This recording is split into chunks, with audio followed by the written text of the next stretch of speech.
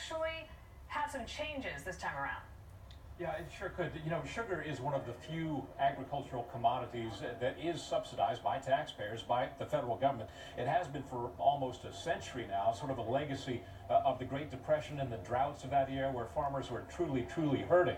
But many people say that it has long outlived its usefulness by artificially inflating the price of sugar, goods that you buy at the grocery store.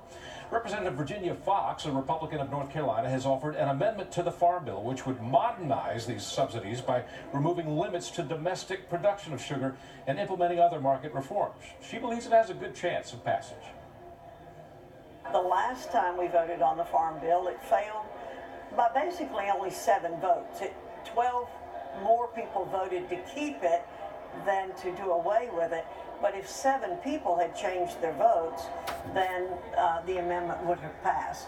So it got very close. Not all Republicans are on board. Many who come from sugar-producing states are deeply opposed. It is also opposed to it is the chairman of the House Agricultural Committee, Mike Conaway. So Virginia Foxx has a fight on her hands. She says if the amendment fails, she will, however, support the Farm Bill as it stands. And Doug, there's concern that tens of thousands of people could lose federal food assistance. That's all within this Farm Bill.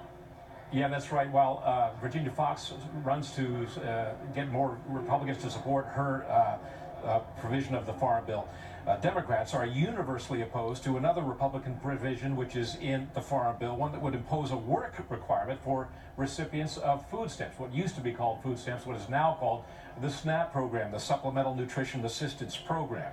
Republicans say food stamp usage has now expanded from 17 million people in the year 2000 to 41 million people presently. And now that the economy is absolutely roaring and that the unemployment rate is at a 2-decade low, they say it's time to impose this work requirement on some recipients. Democrats, however, say that this is a heartless requirement. This is a bill that is simply mean-spirited and hurts the most vulnerable among us. It cuts SNAP benefits by $23 billion. If this bill becomes law, millions of people will lose food assistance. Some will see these benefits reduced. Others will be kicked off assistance altogether. So with the potential opposition from both sides, some say that the Farm Bill is in potential jeopardy, but Dana, as you know, this is all in the very early stages. We'll have a much better idea later this afternoon and certainly by the end of this week. All right, Doug, thank you.